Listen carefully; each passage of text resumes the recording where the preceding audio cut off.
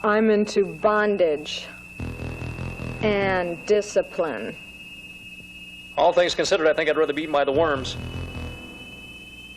You're gonna go through beautiful screams of pain and passion. You have no idea what you're going to feel. You know, I really think your trouble is you don't get laid enough. Everything is ready, my darling. Do not be afraid. And we'll be together again.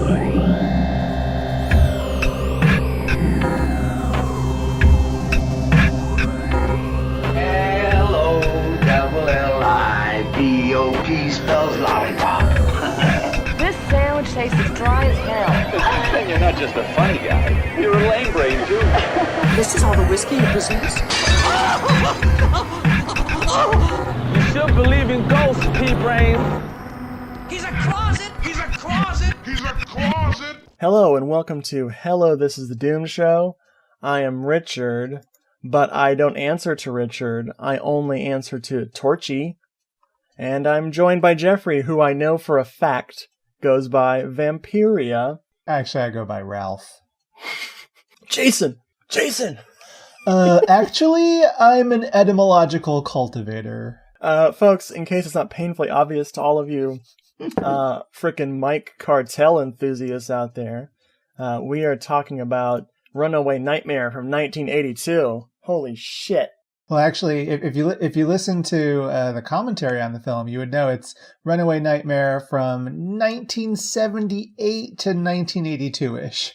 Wow, it really feels like it, especially the feathering of the hair seems to recede. There's less feathering of the hair as it goes on. Well, as they point out, Mike Cartel, who also stars in the movie, like gains and loses like 50 pounds between shots.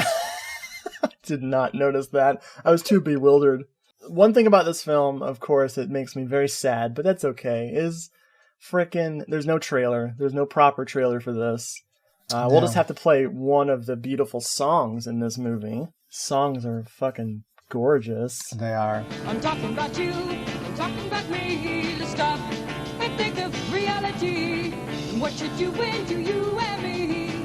You're all the victims of history. There are two custom trailers for this movie. Did you make one of them? I did make one of them. What? And it was, for a time, I don't know if it still is, it was linked on Mike Cartel's website for the oh my god, dude. Movie. That was, this is like, was it Greta?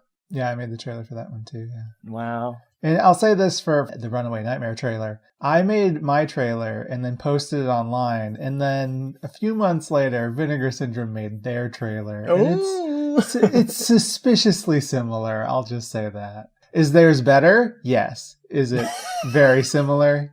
Yes. Be like, excuse me, I'm the author of Scooby-Doo Gialli. What the fuck? Who do you think you are, Vinegar Syndrome? What are you, like, sandwiches? I don't know I don't know if that was an insult or a compliment. If they are sandwiches, they're dry as hell. Okay, so this movie, you were talking about this movie for a long while, and I hadn't seen it. And then on Vinegar Syndrome's frickin' Facebook page, they were like, hey, assholes. I'm paraphrasing Vinegar Syndrome. Just kidding. You didn't say that. But you said, hey, fuckers. Why do we have so many copies of Runaway Nightmare on DVD? What's your problem? And everybody was like, because we want the Blu-ray. I said, is that a challenge? And within minutes, mere seconds, I had ordered the budget-priced, nice price Runaway Nightmare DVD. And I'm very happy I have it because you need this movie. It doesn't matter what format it is. Yes, you need it in your life. Although the VHS has extra boobies. Yeah, the original VHS release. Yes, which we will talk about. Yeah. But this movie was rescued by Vinegar Syndrome a few years back at this point. 2015 maybe, something like that. They put it out on a 1,000 Blu-rays, and that was it. But you can still get it on DVD, so you should, because it's... Hell yeah. I found the All Seasons Entertainment VHS. Of course, I did not find an actual copy of this VHS. I found a scan that some gracious soul gracefully scanned with their ingratiating scanner.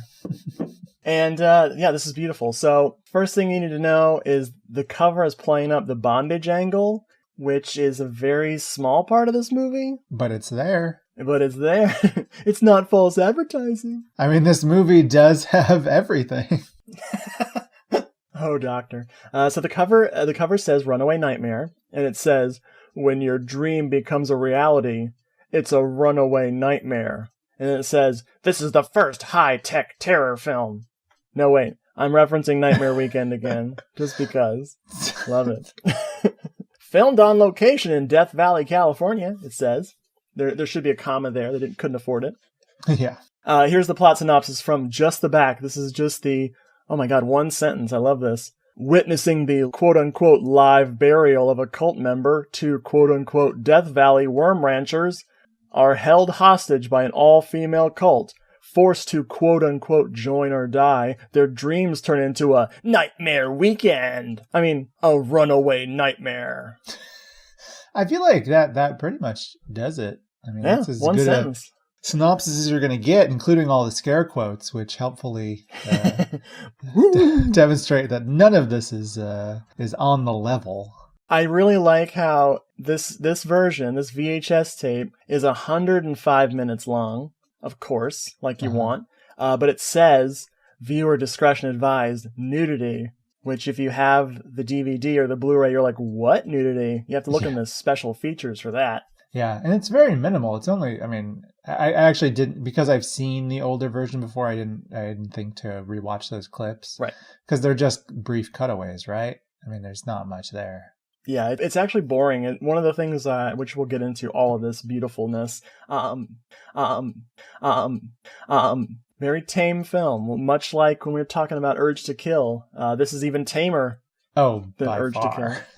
This is, I would dare say this is an innocent film. Yeah, it's not sleazy. I didn't want to confuse that. Juvenile, perhaps, we might say.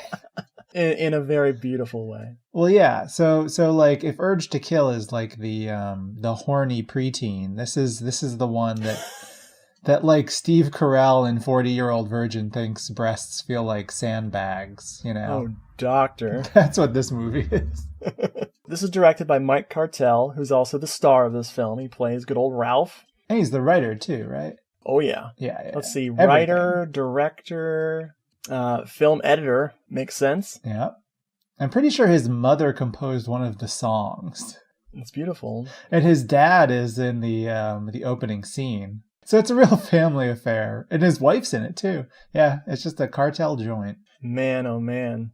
This is a Pepper Box production, which is almost as hilarious as the name of the cinematographer on this film, which is Dink Reed.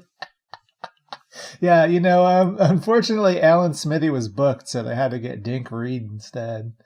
Oh, this is so good. If I'm not mistaken, did you listen to the commentary track? No, sir. Okay, well, I did.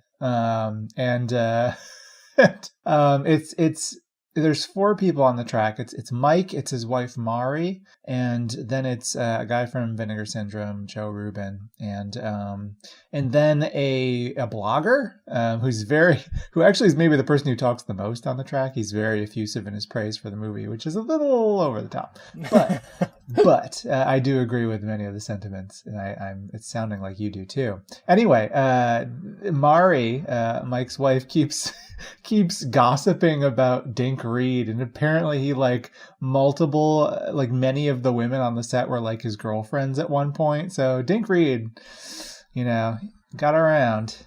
That's incredible. He seems like a real dink. Dink was a doinker. He's like Peter Dinklage. But one of the cutest things about the commentary was when Mari would gossip like that, Mike would just say, "Oh no, we got to delete this. Nope, let's go back. Nope." He didn't want to be a gossip. And Dink Reed's like, "Do not delete any of that. Let the people know." I'm trying to even think of like a jumping off point. This movie has a story, which kicks in about an hour in, right? Well, yeah. I mean, things happen before that. Yeah, but I don't want to jump to an hour in, but like, yeah, many things. The story proper, like, no, I agree for sure. It's two worm farmers. Although, what is their proper title they like to go by? Etymological cultivators. Yes, thank you. I'm never gonna remember that. That's Ralph and Jason, and Jason is played by Al Valletta, and he was in a few things. Like Soul Survivor, which is great, from 1984, and Hollywood's New Blood from 88, which one day Vinegar Syndrome will put out, and they will have to beg people to buy. I don't know. Much like, it's pretty bad. It's stupid funny, and then it punishes you by having, I think it's a 15 or 20 minute wrap up at the end of the movie where they show you the entire movie again, just shortened. I like it.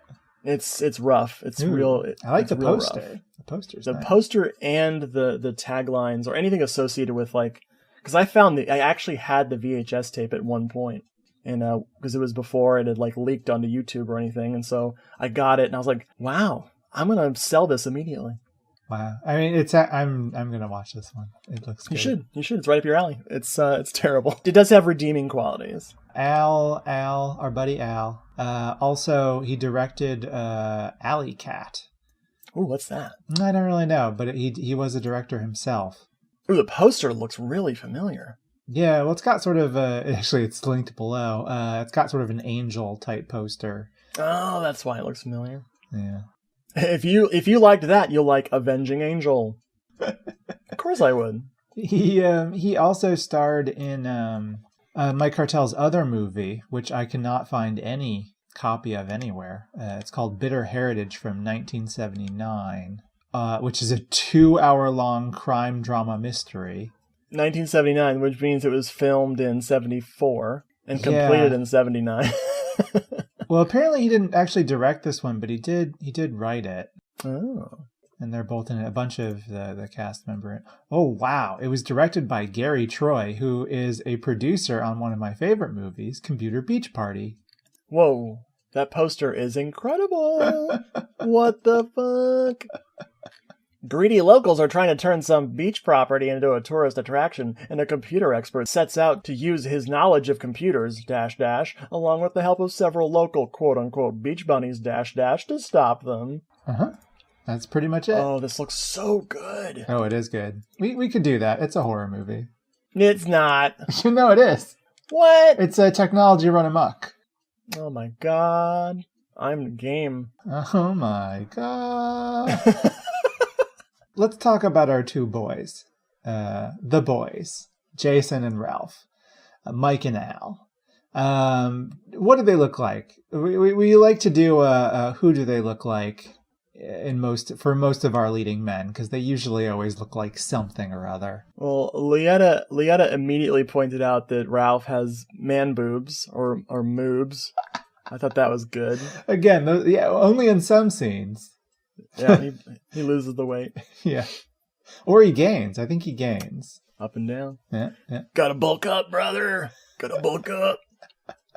I'm gonna go ahead and say that Ralph looks like Jim Carrey doing like a character, like one of his serious character roles. It gets really like he really transmogrifies into this other person. Okay. Yeah, there's some prosthetics involved? Absolutely. And I'm going to go ahead and say that our pal Jason, God, he looks like... I'm blanking on the actor. Who am I thinking of?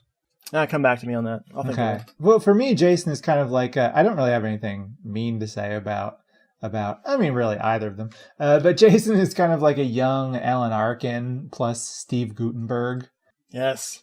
Whereas Ralph is, he's like William F. Buckley doing a Jimmy Stewart impression. Oh my God. And, between the two of them, they're wearing every shade of blue in their wardrobe. Denim for miles. I'm still trying to wrap my mind around who Jason looks like. Mm-hmm. I just keep gazing into his visage. Into his eyes, his deep, soulful eyes. I'm just looking at his open button shirt, and it's beautiful. He looks like if Dustin Hoffman had a clone experiment gone wrong with an older, taller version of Dustin Hoffman. I was good. You know what? That inspires me. I would say that Jason is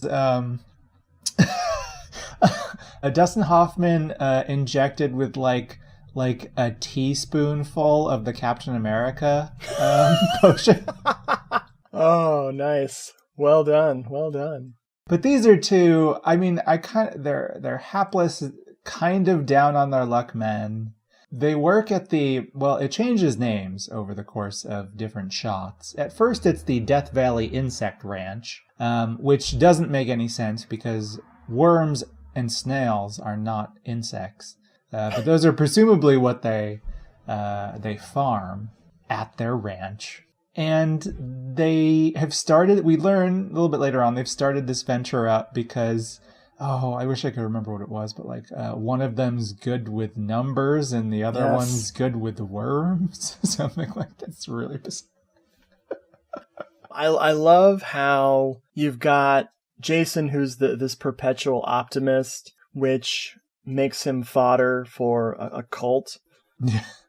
Well, thankfully, the Jim Jones thing had already blown over at this point, because he would have been the first one drinking the Kool-Aid. But Ralph is the eternal pessimist, and he's very, very what's that word? Murderable. What'd you say? Murderable. Murderable? No, he's too relatable for me to be murderable. Well, fatalistic. Yeah, he's definitely fatalistic. Yeah, but he reminds me of me in high school. Oh, really? Yeah. Mm-hmm. Can't have a good time? Yeah. Impossible for him to have a good time. Impossible. That might be me now, but it was way worse in high school. But they are, at the beginning of the movie, they are both sort of down on their luck, or down in their dumps, down in their spirits. Jason is really upset because he's tired of staring into insect faces, or worm faces, and he wants to go to LA to see some human faces, which, I mean, poor naive little man thinking he's going to find any humans in LA. Maybe some lizards, but no people. That naivete drives the whole film. But it seems like Ralph is sort of content to just stand on a rock with a gun looking at the dirt. We don't see them doing much actual worm farming. No, never. There's not a single worm in the movie. There's no worms. I mean, granted, they are quite small. But no, Jason is sunning himself, and Ralph is just standing on a rock holding a gun. They treat worm farming like it's being like a prison guard on a chain gang, but the inmates are worms under the ground. It's bizarre. Also in this opening scene, we get our first piece of humor. Here's the thing. This movie is a comedy, I would say. Yes. Oh, absolutely. More than anything else. It's vaguely a horror movie. It is vaguely a thriller, but it's mostly a bizarro comedy. And correct me if you disagree, but I think in this opening shot, which actually features a gunshot, we're supposed to get this telegraphed, I think a very poorly telegraphed fake out that Ralph is going to shoot Jason. But it's the comedy's so poor. This movie feels like it was edited with a meat cleaver. Yes. So sometimes the visual gags don't exactly connect or make sense. And I think that's what was supposed to be happening here. So in isolation, these men want to murder each other, perhaps, maybe. They got to get out of town. They need something exciting to happen, basically. This is definitely a comedy. There's two kinds of jokes in this movie. There's jokes, and then there's the movie. The movie is so weird that it comes back around to being hilarious when it's not. I know that there's intentional humor here, but Yeah. all of it is so ripe with just, God, if these people were sweating in this movie and yelling at each other more, it would be kind of that brown rig, that SF brown rig kind of a feel. Like, not the similar sweatiness and everything, but it's a much... I wish this guy had made 10 more movies. Yeah. Just to see him kind of work on this bizarre shit. Now, I know a lot of stuff went wrong with this film, according to... I'm assuming that some of this stuff went wrong. I did start the beautiful audio commentary to hear that some shots were lost. One of the uncredited cinematographer lost some footage by exposing the film after shooting it, and so they had to reshoot some stuff. But it just seems like either this is a big accident, or I want to believe, like we always want to believe in the show, that this was the optimal version. Since he was the editor and the writer and the director and the star, this was his vision. There are obvious budgetary limitations going into this. This was made for nothing. They had no insurance and no permits, they proudly proclaimed. It was filmed over multiple years. Like, there are obvious like pickup shots throughout, filmed years later. The fact that we're constantly cutting away from the action whenever anything like exciting happens shows that, there was somewhat limited in what could actually be put on screen. So I don't know if it's a full fulfillment. And I don't necessarily believe this entirely, but Mike Cartel maintains that everything on screen is very intentional, very intentional. And I think some of it is the whole tone and style. Like, I wonder how much of that is, genuine, like what they were aiming for. Because, I mean, this is such a peculiar movie. Just the way it unfolds, the acting itself is so bizarre and sedate. Like, this is a very quiet and sedate movie, despite how strange and unpredictable it is. Part of that has to do with the fact that there's no live sound, which is a favorite of ours, I know. Yes. All dubbed. Miracle. All dubbed. But they didn't really go in and add much in terms of, like, incidental sound effects. So the dinner sequence. Oh, man. There are multiple scenes that are just dead silent until you get a little bit of dialogue, but even that's spaced out a lot. It creates a very, dare we say, nightmarish feeling, aura surrounding the movie.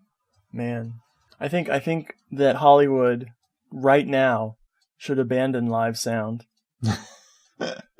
Right now, do it. Can you imagine like a Transformers movie with no live sound? It'd be the same. True. It'd be the same. I'm just imagining now like just a Michael Bay film with this approach. Like a chase scene in Bad Boys that largely is silent with like somebody saying like, "Bad Boys!" The impetus for the action in this film to begin, we don't want to leave these two alone together in the desert for too long before one of them gets shot in the head. They see some gentlemen very quickly digging a grave, like disturbingly fast. And disturbing those worms too. Yeah. Rude. They're farming over here. We're farming over here in this dry, arid climate with these animals that require moisture to live. And they bury this they bury this coffin that's a cardboard box. And it's collapsing in on itself when they uncover it. Yes. So they find a woman inside. Now, who is this woman? I've got like two of these actors' names down. Hesperia, I know who she is, and I know who Vampiria is. I don't know anyone else's names. Well, she is Fate, who's played by Siska Vandenberg. Oh. And when we first see her, she is a naked woman with an expertly folded restaurant napkin in her cleavage. Our boys don't really know what they're going to do. I think Ralph says, well, we're not just going to bury her again. Which is like, geez, really, Ralph? You're not going to just murder somebody? That's good. They decide to bring Fate back to the police, but they bring her back to their worm ranch shed first. And unfortunately, they're followed by a few mysterious women. I wrote in my notes, you got yourself a real bad lady infestation here, pal. Because they're everywhere. That's one of the things about this movie that makes it so special. The moment the ladies are on screen, you're in for a good time. This movie is full of ladies. There are so many ladies. It is so many personalities. To be honest, I really only know one or two others beyond Hesperia and Vampiria and Fate. Yeah, man. Because it gets really hard to follow along. Like whenever we see like at dinner or like when they're just all hanging out in the living room, you realize there's like 20 of them. And they're all fair, like they've all got the same feathered hair. It's hard to distinguish who's who. So they bring Fate back to their place, and the women follow. And Jason recognizes they followed because the women are prancing silhouettes outside of their window as they're just like jumping by. They look like they're in a commercial for Gap jeans. Oh man! So they take Jordache. Jordache. Well, no, that's too moody. Too moody for this movie. Those commercials have narratives. I don't know if it would work here. We're set up for one of our first of many like standoffs, ambushes that ends almost immediately. The men are taken by these women who overpower them immediately by doing nothing, by just kind of walking into their rooms with guns. And it's over. Something amazing happened off camera that wasn't filmed. That was amazing. You have to use your imagination. Yeah, this is a movie that could very much be described as, this happens and this happens, then magic happens, then this happens and this happens. Magic! I wrote in my notes, at this point, this is what heat stroke looks like? On who? On you or on them? Yes. It's what heat stroke looks like if you projected it while you're having it onto a screen, so people could watch what's happening to you. Well, the men are very confused for the next hour. Yeah. Oh, yeah. They don't really understand at any point what's going on. They're asking the women frequently for like a little bit of a clue about what's happening, but it's clear like even the women don't totally know what's happening. These women belong to a cult. One of my favorite things in this entire movie is when what they're doing gets explained. Yes. Not who they are. Who they are never gets explained. What they're doing and what their mission is explained, and it's a magical moment. Speaking of magic, it's perfect. Well, is it even their mission, or is it just like how they get money? I guess. Because that's right. Because they don't really seem to even know what it is they're doing. They're just. Yes. I guess we'll get to it. But yeah, they are a cult / a commune. Yeah, we have no idea what they are. Like, apparently they have rules, which we learn because one of them breaks the rules later on. But we don't have any clear sense of what those rules are. The aforementioned torture on the VHS tape happens, and they kind of start torturing these guys, and they talk about how they're going to torture them. And then they decide that they're going to torture them, and that will be their tests to pass. They have to pass in order to become members of this cult, which exclusively ladies cult. So Ralph has the good question, like, I don't know, I don't want my voice to go up a couple octaves. Well, yeah, there's a lot of castration anxiety. Like the women are constantly threatening the men with death. Like sometimes they'll just be like smiling at them holding bladed weapons, or they'll be shooting above their head into the wall. Or sometimes they're just really overt. Like there's this one woman who's this is a line of dialogue from them. Quote, "I hate men. I'm going to waste you. I'm going to cut you up." Yes. And of course, it's much weirder than that because there's pauses of 10 seconds between each line of dialogue there. Yes. So we do understand, I guess, their castration anxiety. These women do sometimes want to kill them. I want to kill Jason sometimes when he's like, "You ladies just need to get laid." And I'm like, oh, God, just castrate him first, please. He makes that point a couple times, but then he's the one who falls into the cult so much easier and just becomes one of the gals, so to speak. Well, yeah, because he really likes having sex with many of them. He's kind of like, he's a real Dink Reed, you might say.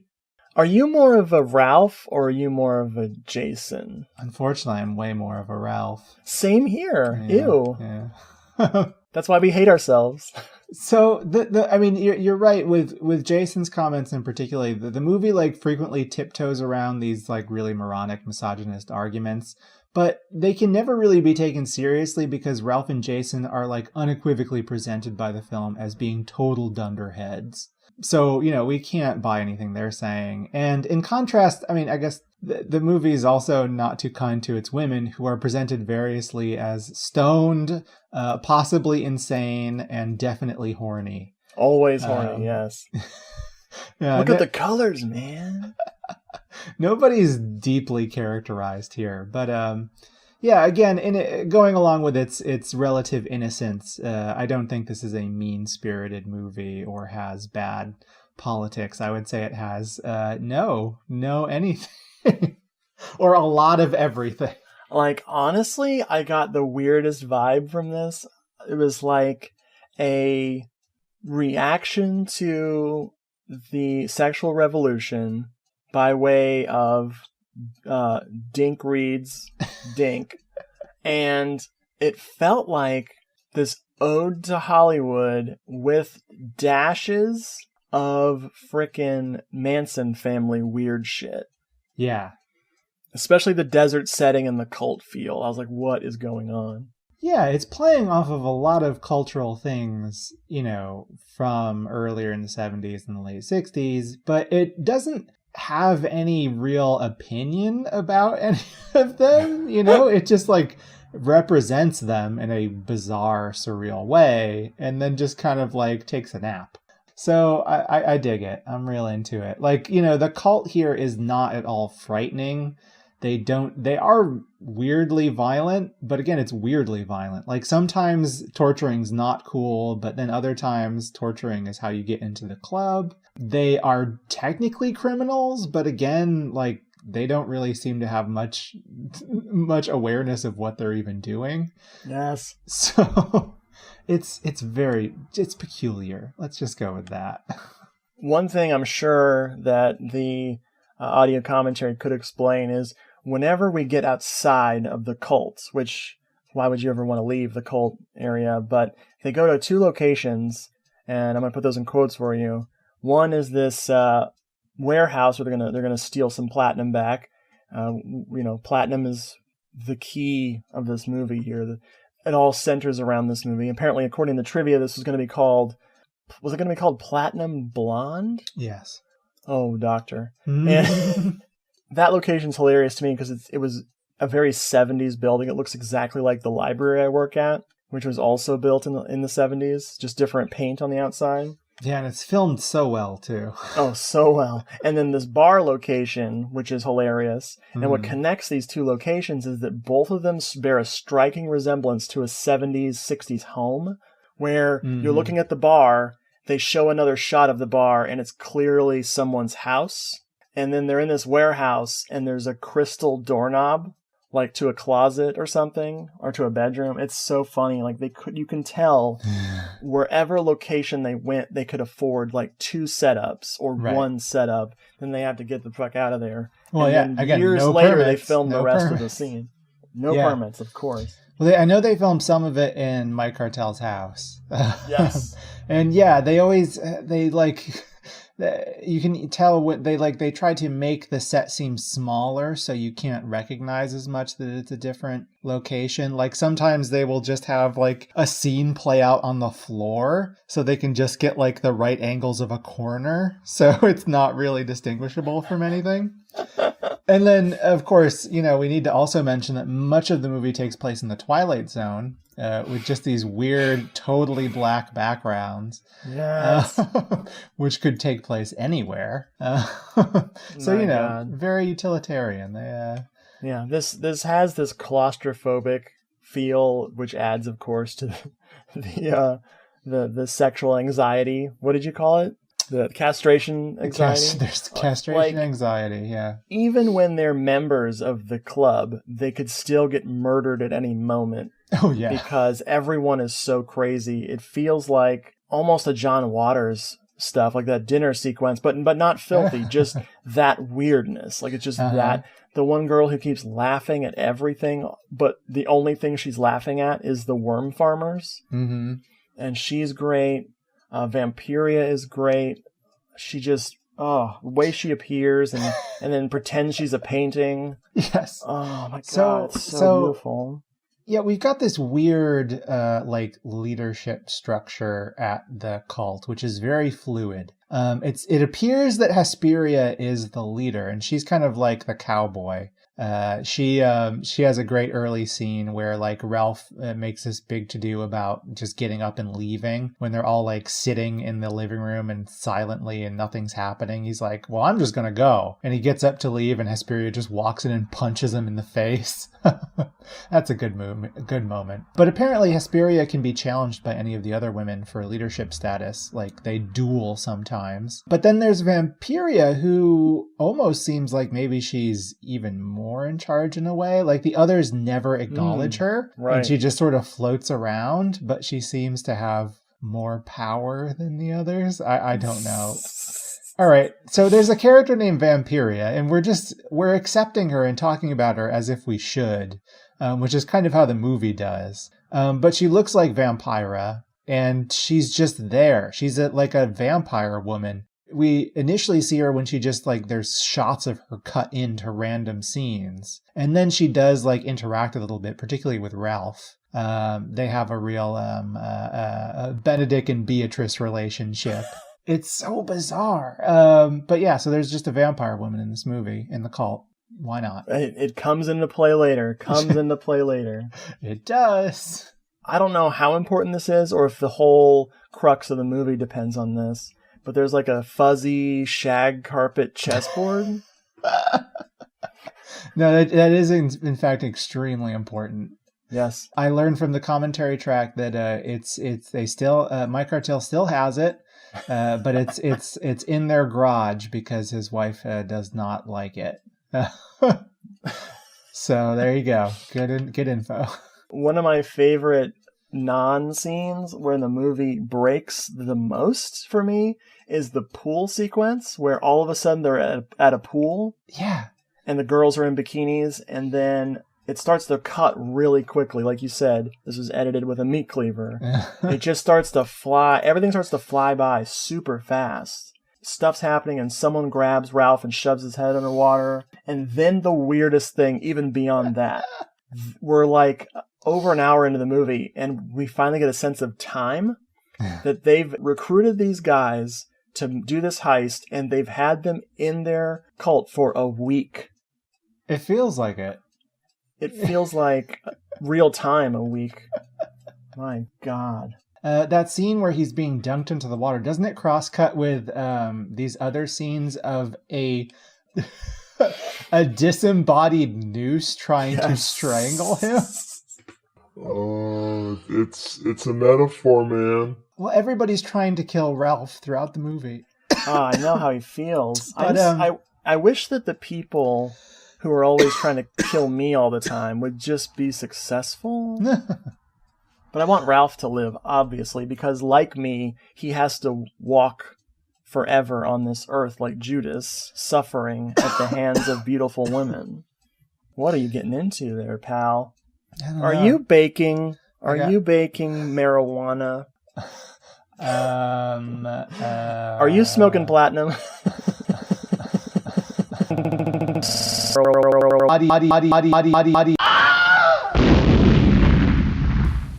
Why don't you go around back and open the door down here and let us sneak out, okay? Listen, they're having a meeting now, figuring out what to do with you. Is there any chance they'll let us go? No, it's either make you a member or sacrifice you. No, come back. Wait. I don't think any reviewer has really said this, and I want to put this question to you. Is this the greatest heist movie ever made? Like, didn't Michael Mann do Thief? Mm-hmm. This is Thief, but better. No, this is the greatest heist movie of all time. If Thief had never been made. Yeah, definitely. And, this is it's got all of the laughs and excitement of an Ocean's film, and the production value too. Bigger budget. Way bigger, way. None of those guys took any money to be in those movies. It was all for charity. Mm-hmm. Yep. And this movie is for the charity of us. Thank you. Thank you. There's all these, like, gangsters, and one of the girls, part of the plan to rob this platinum, putting that in quotes for you, back from these gangsters. Oh, I don't think we've really set this up, have we? I don't even know how to do it. Okay, we can do it. We can do it. Okay, well, let's go back because that's jumping like near the end, really. Oh yeah. So they're there for like a week. Like tons of stuff happens, but nothing happens. There's a lot of attempts on Ralph's life. Jason sleeps with everybody, literally everybody. And we've got like these bizarre scenes where eventually they are made members of this cult by passing the weird tests, where at one point they're strung from poles, kind of like a pig that you're gonna roast over a fire. Like how they how like the Ewoks tie up like Han Solo in Return of the Jedi. That's how they're strung up. It's unclear what this test is. The second test to join into the cult is they have to some naked women walk into their prison cell. And we don't know what happens because it cuts, and that's it. And then apparently they've been voted in, not tested in, but voted in to this new club, rather than murdered, which is what some of the other women, particularly a woman named Sadie, wanted to do to Ralph. That's the sort of the bondage scene, the dominatrix scene foretold on the VHS cover. She has a great line of dialogue, this character, Sadie, where she says, you're going to go into beautiful screams of pain and passion. You have no idea what you're going to feel. She's saying this as she's threatening Ralph with a cattle brand. Nice. And she tells Hesperia that a voice told her to kill. So again, as we said, these women are portrayed as being possibly insane, some of them. But Sadie and Hesperia get into a duel. One of the most bizarre action scenes in the movie where this duel happens. Sadie, who's a much better gunslinger, draws on Hesperia, who does not draw at all. Sadie shoots the pistol after deciding she wants to make it hurt by shooting Hesperia in the leg. Then, like, a firework goes off. And, it turns out Hesperia gave Sadie a quote-unquote trick gun. That, as another of the women says, "Aw, man, her head's all gone." We don't see it, but apparently Sadie's head was blown off by this. I like that we don't see it. I think that's a bit of humor brought about by the budgetary limitations. It's really funny. Yeah, they're able to describe in words and tell us what happened. That's the level of budget. Theater of the mind, man. Theater of the mind. Speaking of things that aren't seen, or in the case of the VHS of this movie, is seen, all of the nude scenes that were cut in, does Mike Cartel claim that those scenes were filmed without his knowledge?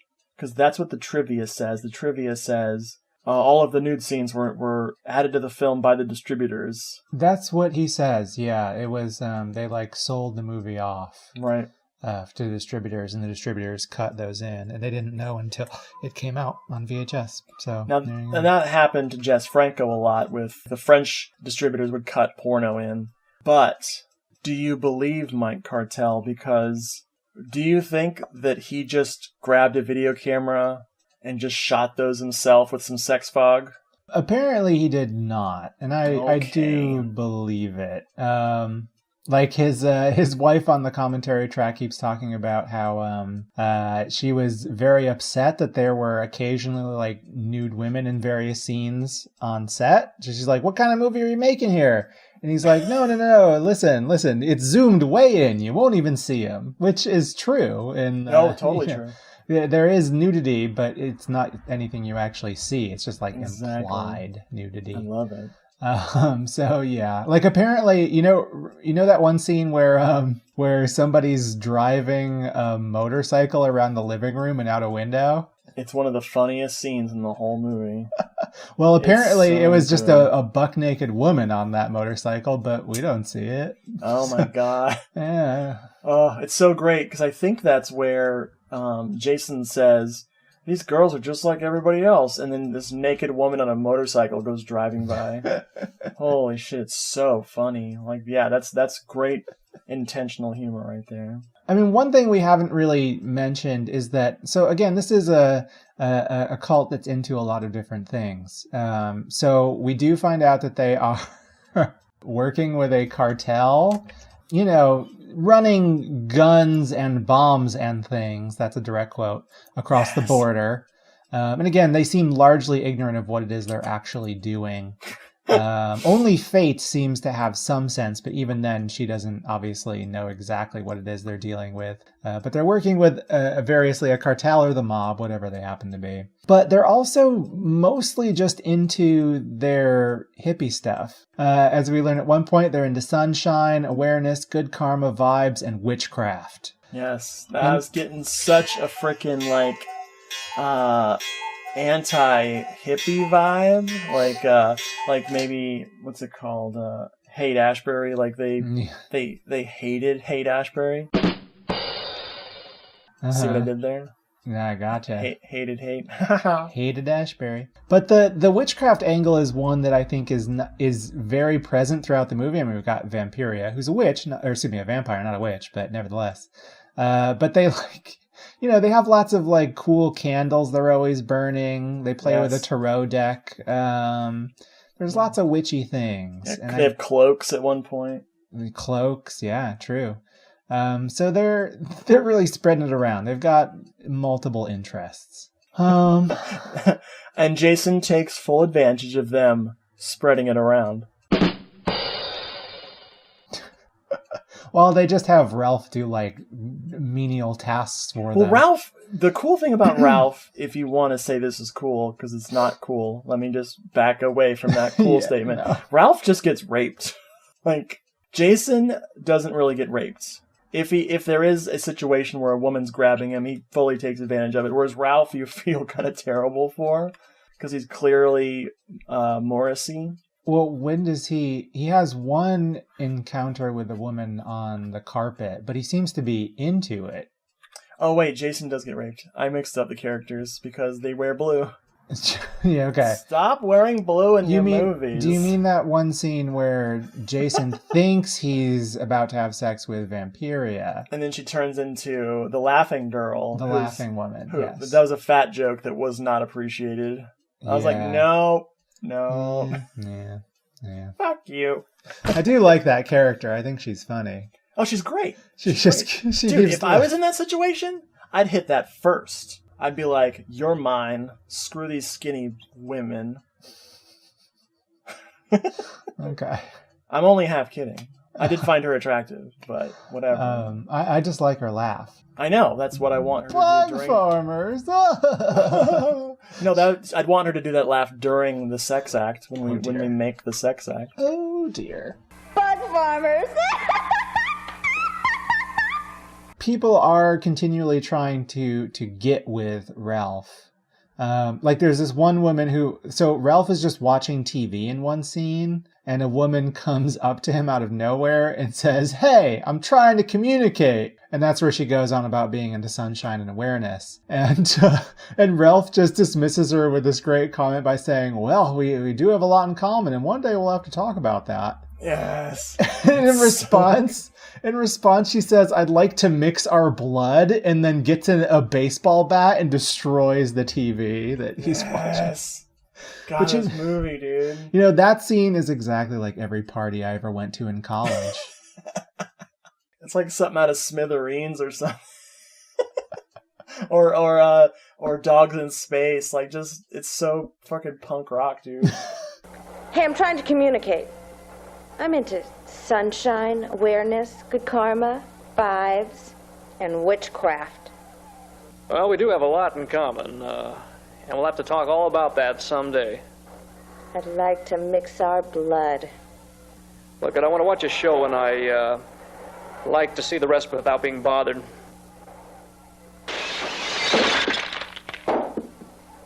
So 2 small moments involving torturing Ralph, which is, again, like most of the first hour. There's this great scene where Hesperia gives him a 3-round wake-up call where she just blows 3 holes in his wall while he's sleeping and then makes him go outside and chop wood. But it's clear that Ralph has never chopped wood before.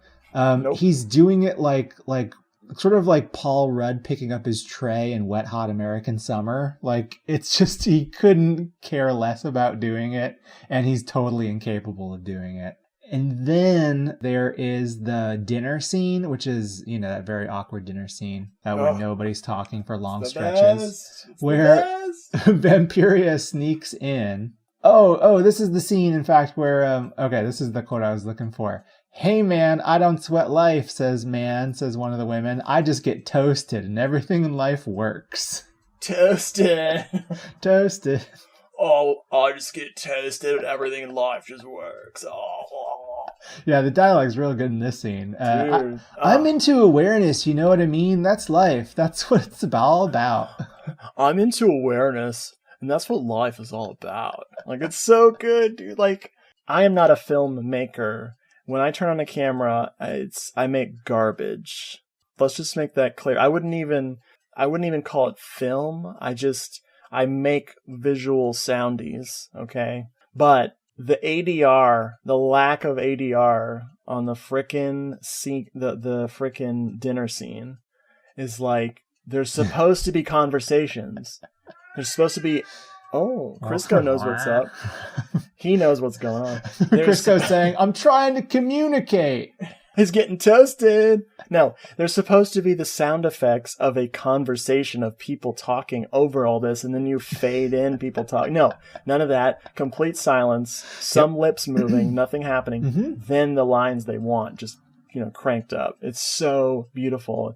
It makes an uncomfortable viewing experience even stranger. Agreed. And then Vampiria walks in.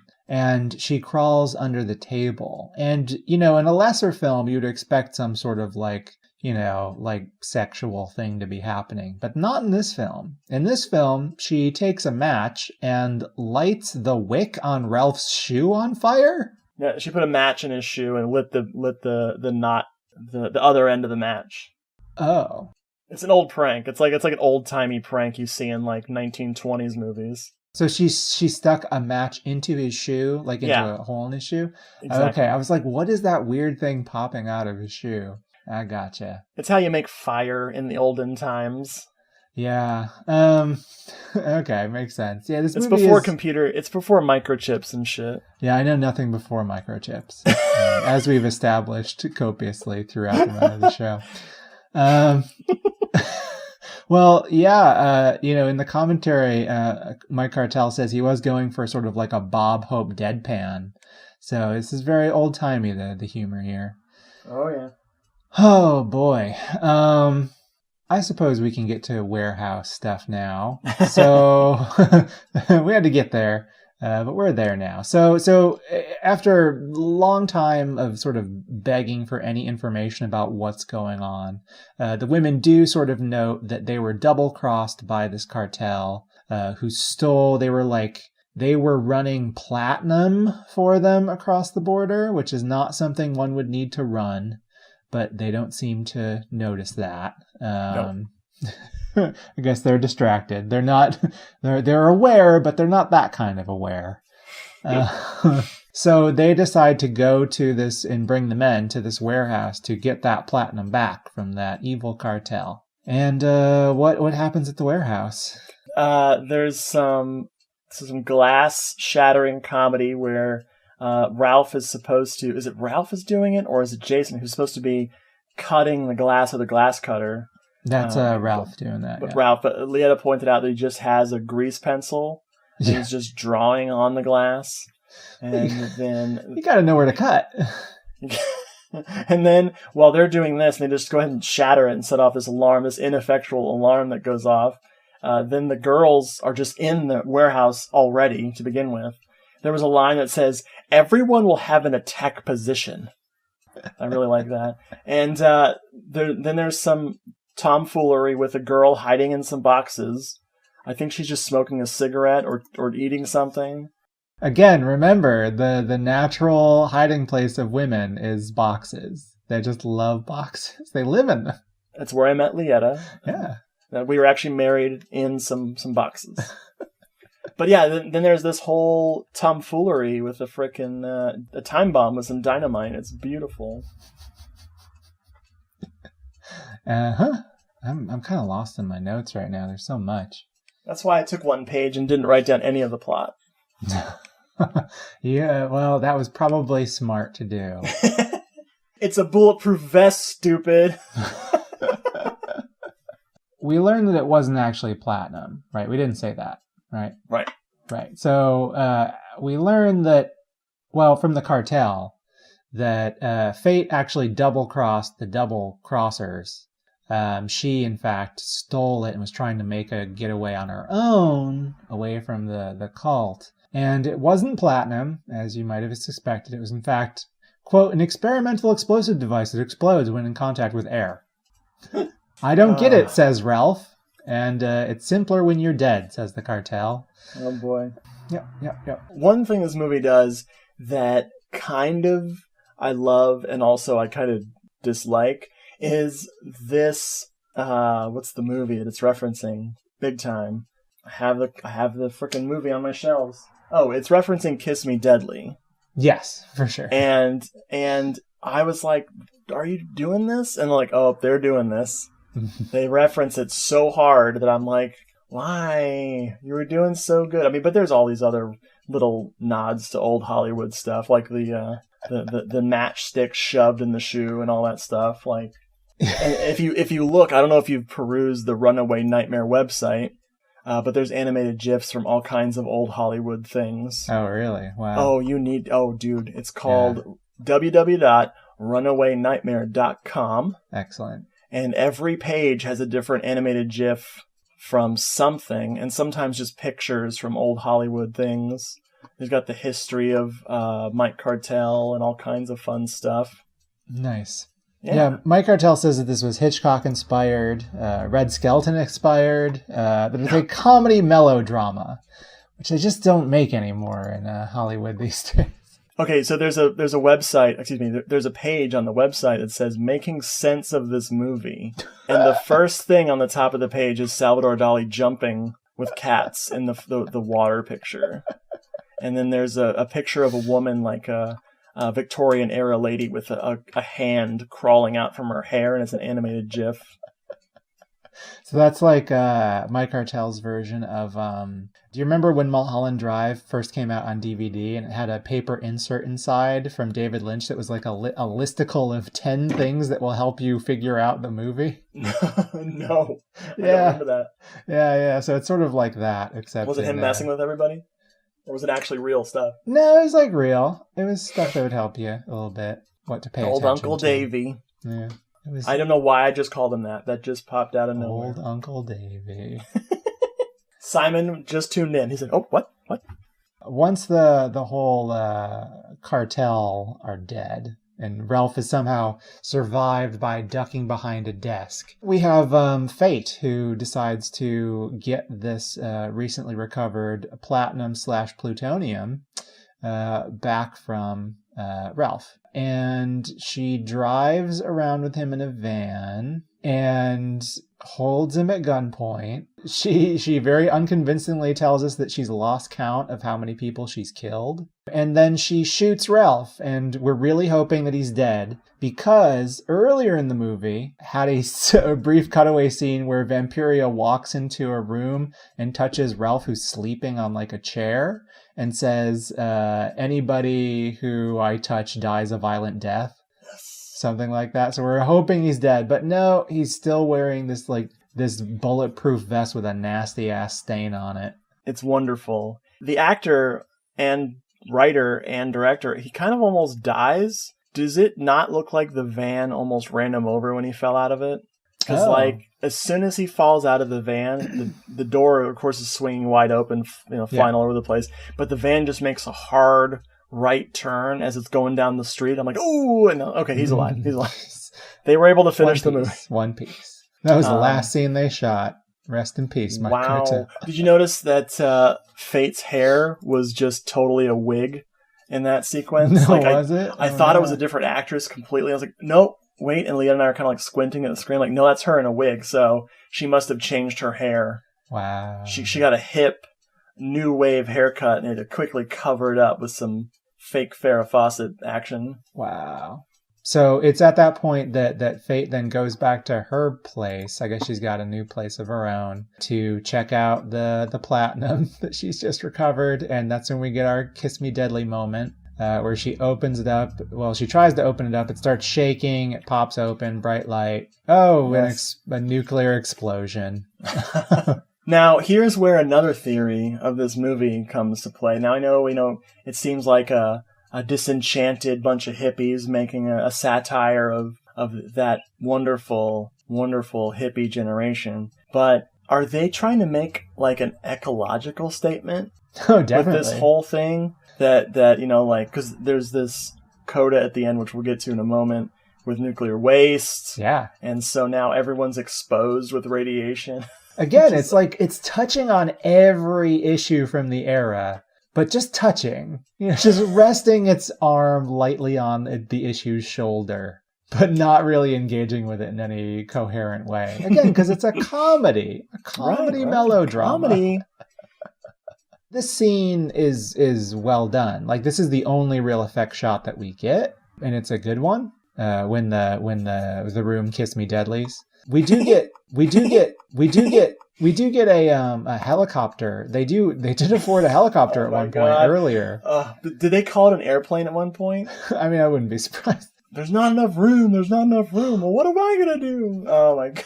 It is surprising. It's kind of like a clown helicopter because most of them fit into it. And the helicopter's handler. It was like literally they had to have a pilot within touching distance of the cockpit to like wave the ladies, and it's just this creepy guy with a beard. Maybe that was Dink Reed. Hey, he's a member of that commune. That was his love copter. All the money went to these two scenes, helicopter and Kiss Me Deadly. Oh my God. So it's if we can really chart like a thematic conclusion in like narrative through line to this movie. I mean, it's after this moment that we sort of get it, because seemingly after this nuclear explosion, Ralph has become the new leader of the commune, or as he pronounces it, I tried to write it down phonetically. He says commune. He can't really pronounce commune well. So he's the new leader. So this is sort of, and he like employs the women at the Worm Ranch to bring him and Jason sodas as they continue to disinterestedly oversee the worms with shotguns. Fuck. And he has this moment where he does the I saw a spider, I need to shoot over your head gag to some of the women who used to do it to him. So we sort of have this moment where it's like, oh, the men have finally they've taken hold of their masculinity again. They've taken power over the women and restored order over chaos. Huzzah. That's what it seems to be implying that for about a minute, until you get the coda with the dumping of the toxic waste on the Worm Ranch property, to which they comment, no wonder the worms have been growing so big lately. They were like this big, and they're doing like a football size thing.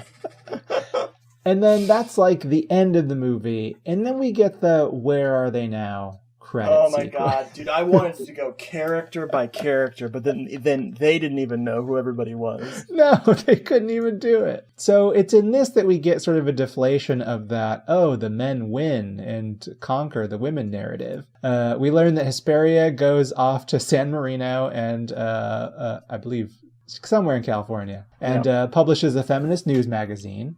Yes. Most of the commune members were irradiated and become even hornier and have to be quarantined.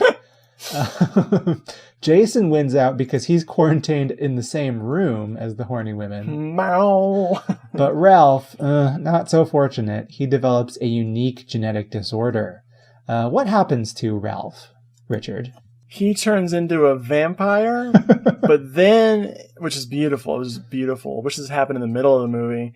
But then he runs off, and you hear what sounds like a werewolf growling or howling. So I don't know what he became, but I'm glad he did it. Yeah, so I mean, vampires are associated with wolves, and Dracula. We've got lots of wolf stuff going on. Dracula can become a wolf, but it seems like his vampirism is triggered by the full moon. Like, we get a shot of he's quarantined in an insane asylum. It seems he's straitjacketed. He busts out when he gets all blue-faced and vampire fanged. And he seems to be beckoned by Vampiria, who's still out there. The last shot of the movie is Vampiria, like, turning her head and smiling. And that's it. He's a vampire now. The soundtrack is very helpful to us in this moment by telling us to, quote, try not to think hard. Which is exactly what we should not be doing when approaching this ending, is thinking. I'll show you. I'll think too hard. Ha ha. So that's it. I mean, that's where we end. Ooh, boy. You know how it should have ended? With that ending freeze frame from My Brain's Out the Door. Fright House? No. That would have been great too. Thriller? No. Nightmare City. It should have ended with Nightmare City's coda. The nightmare begins again, or whatever it is. Yeah. What is that saying? I know it's something. Or it's like the nightmare becomes a reality, something like that. Oh, I can't remember exactly what it is. It's out there. The truth is out there. It says the truth is out there. It doesn't say that. It says, Mulder, I'm a Scully. Someone took a screenshot of some other titles. That's what happened. I think that one's like on YouTube. That's just funny thing. I want a screenshot to save me time, but it's taking up time because no one took a screenshot of it anywhere. Oh, I typed in realty. Yeah, it says the nightmare becomes reality. I'm looking at it right now. The nightmare becomes reality. See, totally natural. There it is. Beautiful. On a ... No, I wanted this to start over. Oh, you want to just go to the beginning? Well, we missed a lot, so we should. Good. We'll go back. Something I love about this movie is it was distributed on VHS by the aforementioned All Seasons Entertainment, which I think they literally just mean if it's snowing and you're trapped in your house with the cheapest VHS tapes in the world, you'll be okay. But they released a whole bunch of Paul Naschy stuff. Oh, really? Vengeance of the Zombies, The Devil's Possessed, Exorcism, Human Beasts. They also released some other weird shit. Dracula, that Spanish Dracula film, I want to say it might be the Dracula Saga that they released under the title just Dracula, and then a type little the tagline is "The Bloodline Continues." Speaking of Paul Naschy, they released the Rue Morgue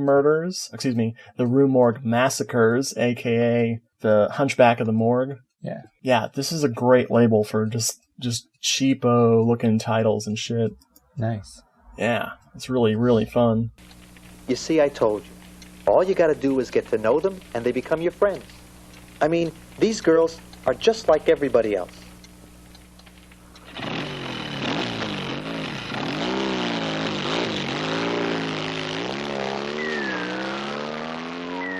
So, sir, do I even have to ask, how do you like this one? Yeah, it's one of my favorites of all time. Right up Nice. there. Way high up. It's a joy. I love everything about it. I love the bizarre, disaffected performances, aided in part by the fact that it's all dubbed after the fact. Even better is the fact that Mike Cartel was apparently the acting coach for all of the other actors in the movie, which is insane. And he definitely gives them some of his style and approach to drama, let's say. It's very apparent. Yeah, I mean, this... Throughout the movie, Ralph and Jason keep wondering, like, is this just a wet dream? And I say to that, no, it's a wet nightmare. And, and I adore it. How did you feel? Well, I want to say that the first like half hour just blew my mind, and I was kind of hoping it was going to continue because it just throws everything at you in the first half hour, with the exception of that amazing warehouse location and that beautiful Lynchian, just disturbing, dirty, and like urban squalor bar sequence that was just so perfectly realized. No. No. I wanted the whole movie to have the momentum of the first third of it, and it does lose that momentum, but what it fills, what it makes up for when it loses that momentum is just more and more strangeness. Yeah. I almost felt like the ladies were like, there's no nudity, but what the stupid VHS print I found of it that is, obviously vastly inferior to the DVD and the Blu-ray, presumably, is the nudity just makes it stupid. The nudity, totally pointless. Obviously, it's other actresses that Mike Cartel and his wife couldn't even identify who the hell these women were, that they, paraded in to be naked for these cutaway shots. It ruins the movie in a way because my eyes were just starting to glaze over. There were so many wonderful women in this movie that I couldn't even take all of it in. They're so alive and the personalities are so hilarious and vibrant, and everyone's got their thing. I mean, listen to these names of the women, okay?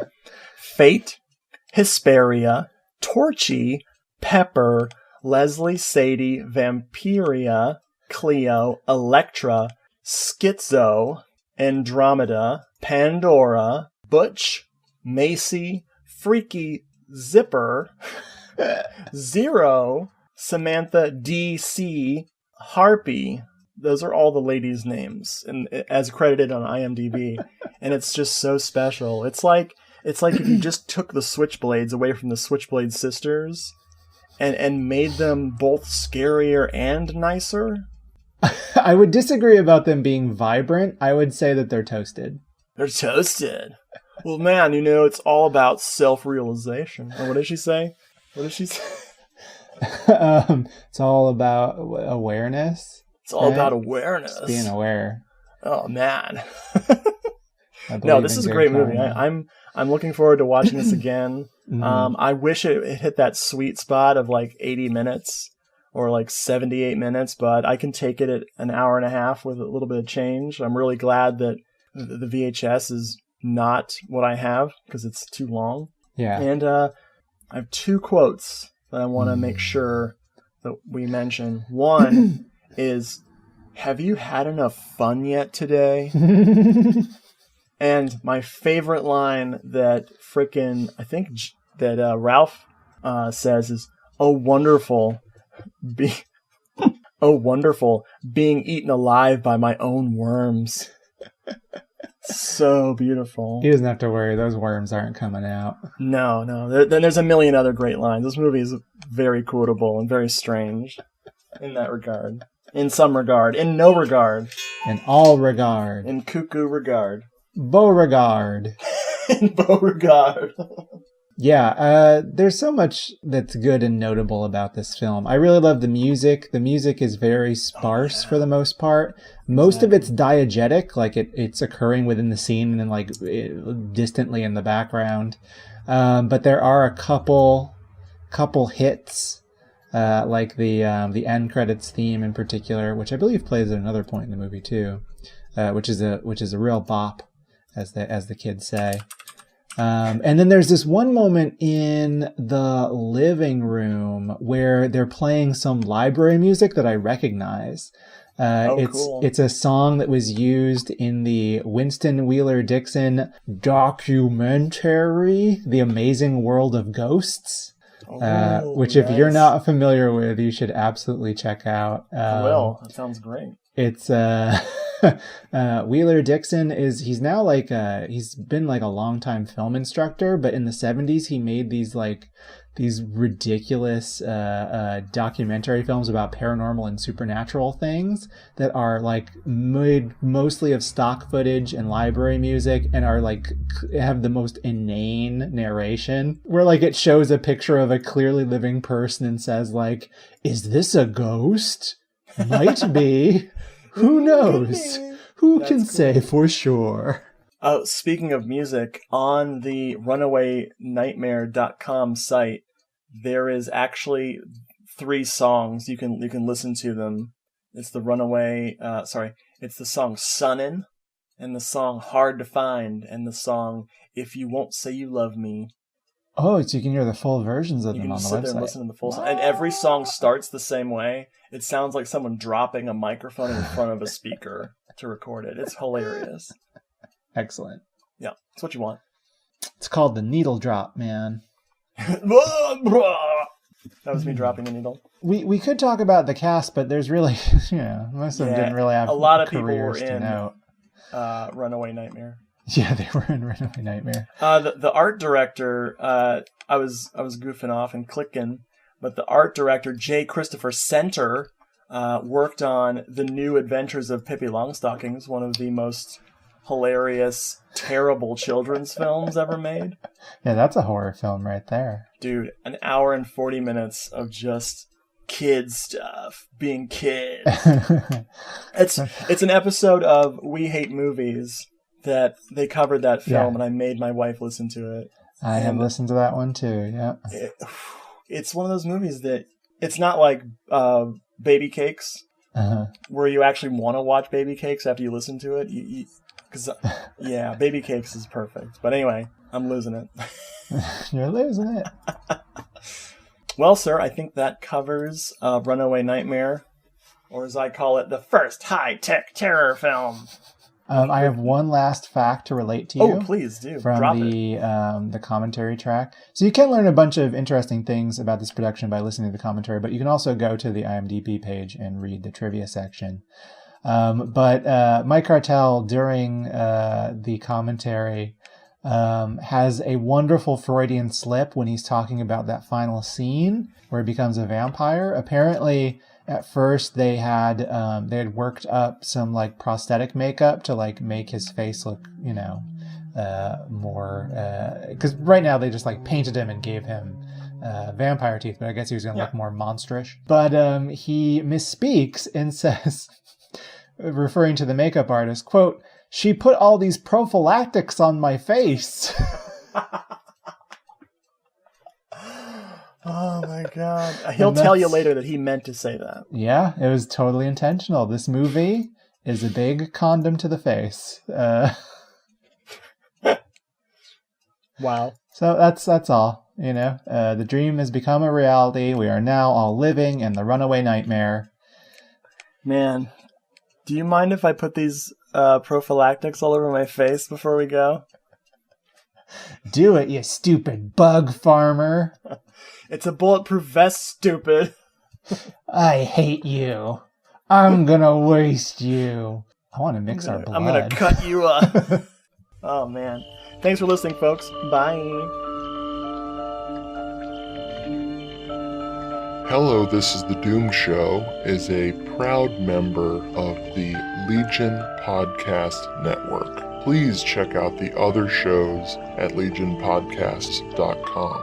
If you want more of Hello, This is the Doom Show, check out doomedmoviethon.com or hellodoomedshow.podomatic.com. You can also follow us on Twitter at doomedmoviethon or email the show doomedmoviethon@gmail.com. We're also in the air. Look up.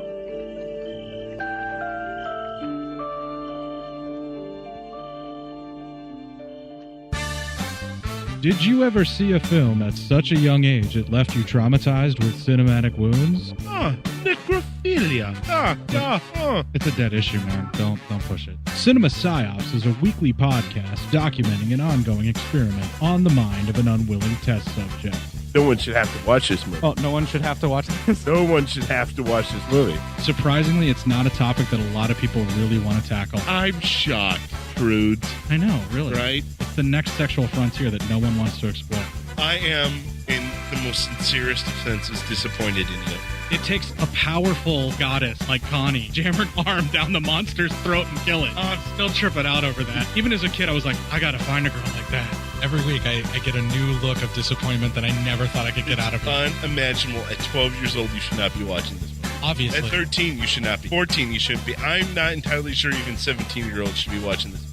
Just because you're offended by something doesn't mean that you have the right to demand that it doesn't exist. Watching this film again, I had all of this like little nerd glee with everything that kept little popping history up. all popping up absolutely. at you. So I totally loved this film. Hey, I know why you couldn't see that. It's because your brain's warped from watching this shit at 12 years old. Yeah, this is a rough movie. I told you ahead of time when we were getting ready to do it that it was going to be a rough. How did you watch this shit at 12? Because physical wounds heal, cinematic ones don't. Listen to Cinema Psyops.